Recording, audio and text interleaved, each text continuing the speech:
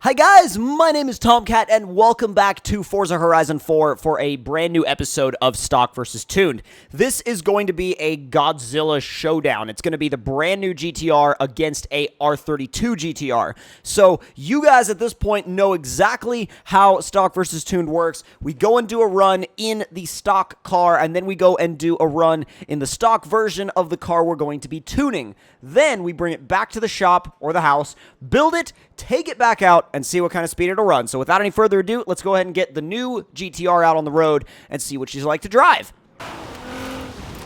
It definitely sounds like a GTR.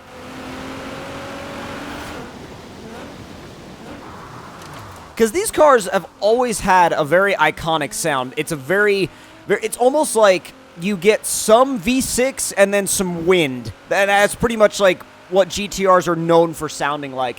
And it's weird because they don't sound like Zs. They don't sound like a lot of other V6 platforms. And I think that that's kind of what helps set them apart. Even though they are V6, I feel like that's kind of what helps set them apart from a lot of the other V6s and even turbo V6s in this sort of segment. So let's see how it launches completely stock. Well, it'll let you do it. That's a plus. And go. Spun a little bit because it's wet outside, but not bad. Into fourth. We're well over 100, well, not well over, but definitely over 100 miles an hour now. Come on. There's 150. Really, bro? I was trying to turn as little as possible, because that's always what you want to do when you're doing something like this, is turn as little as possible. Come on, and there's the trap at 174. 174 is pretty good. I mean, for a factory car, 174 is definitely nothing to laugh at or sneeze at. I really wasn't expecting it to be that fast. I was expecting somewhere in the 155 to 165 range, but definitely didn't expect 174. Mad respect for that number. But now, let's go ahead and grab our stock R32 GTR and see what it will do through the speed trap before we build it. Now, don't worry about the fact that this car is currently Rocket Bunny and slammed and crazy built. We're going to change all of that with this simple trick called resetting default upgrades. So this basically takes your car and makes it completely stock again. The only thing that I wish that they would give you out of this is, maybe refund your parts, but, I mean, that's not really gonna happen, so it's kind of just one of those things that you have to live with.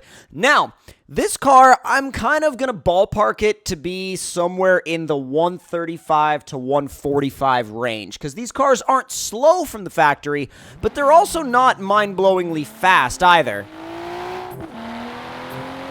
They sound really good, though.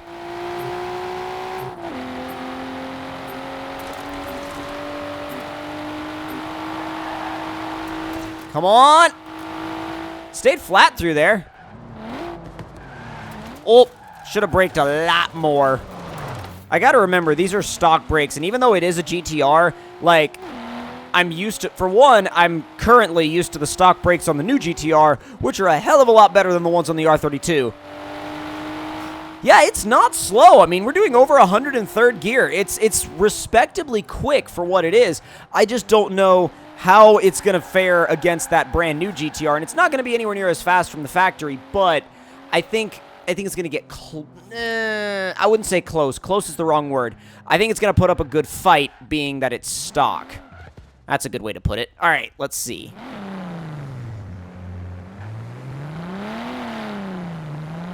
Oh, that was a lazy start.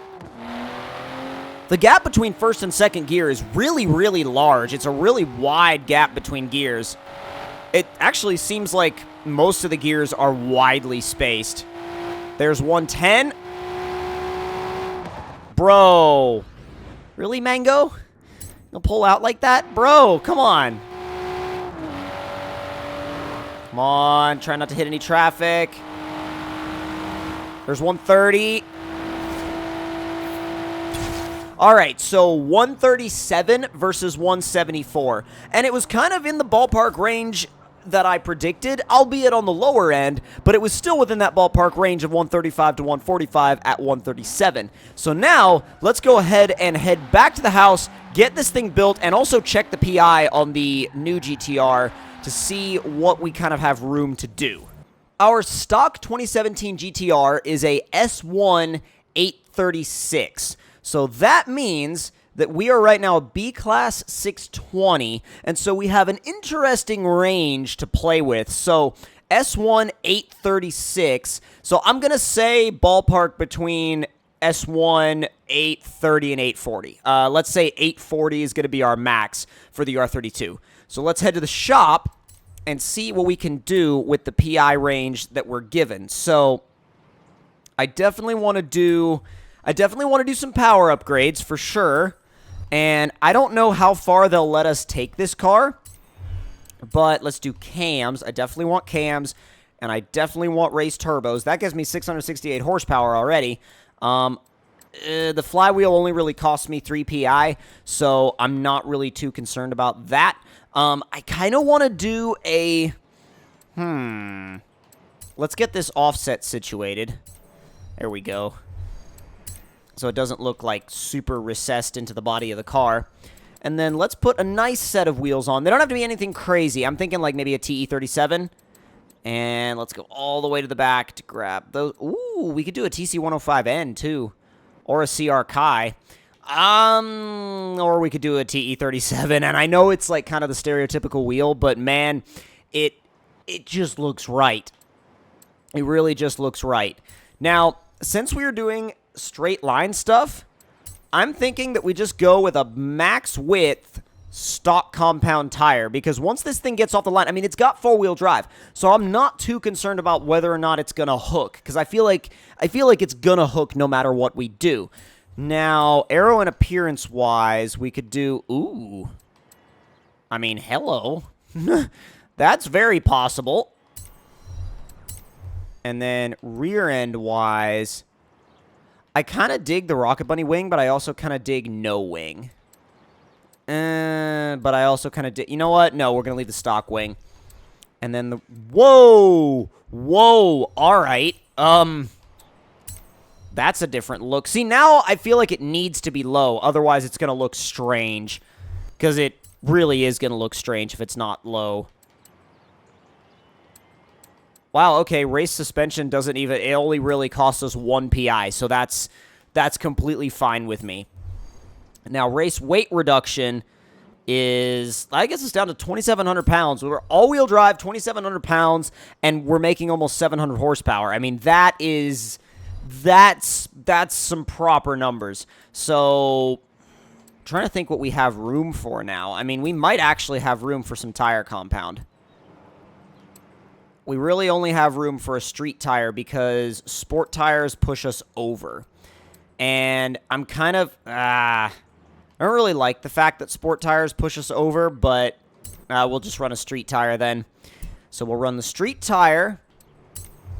And then what are we going to do for maybe... We might have room, PI-wise, to do a ton more to the engine. We might have room to actually fully build the engine, which would be really surprising to me, but if we did, but we've already got race cams, so, and that's one of the, so sport exhaust, so 839, so I said we wouldn't go over 840, and that's where we're at 839, I think the car is ready for a shakedown. Let's see what it puts down without any modifications to gearing or anything like that, because we didn't touch the driveline. That's the biggest thing here. We didn't touch the driveline, so I'm very curious to see what we can do on stock gearing, stock transmission, so this will be very interesting.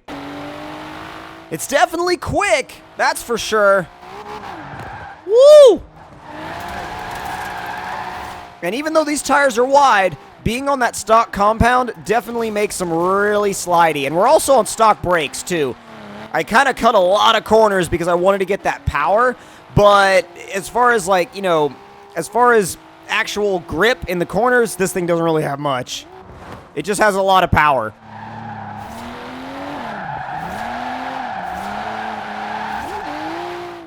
It wouldn't hold it. It'll hold it in second gear, though. It'll actually legitimately hold an all-wheel slide in second. That's pretty impressive. Yeah, that's awesome. And you just sit on the rev limiter. You just pin the throttle and sit on the rev limiter, and you barely even touch the steering. That is hilarious. All right, so launching. Launching's going to be weird, and I think I'm going to do it in second gear because I don't really have that much traction, though, to speak of. So 6,000 RPM, second gear, and dump it. Wow, it's still really bogged. Big flame, though, when we shifted to third, and into fourth. Bro, really? Really? Why is it always the Focus RSs? Oh, we might have it. Oh, we're so gonna have it. Oh, my God. Dude, 184. Within the PI range that we set for ourselves, we were actually able to pull that off. That's pretty impressive for this car. Now, granted, on this setup, it is not going to do well in the corners. I mean, a proper GT... well, not a proper GTR. This is a proper GTR. But a new GTR would destroy this car in the corners just because of the fact that the suspension setup might be there, but this thing has, like, no stick. Like, no lateral grip at all. So, with that being said, though, it did what we set out to do, and it beat the new GTR through the speed trap while staying within the PI range that we set for ourselves. So, if you guys enjoyed this episode of Stock vs. Tuned, make sure to click that like button. Let me know in the comments below what you guys thought of it, and make sure to also leave your suggestions down there for new episodes, and I will see y'all next time.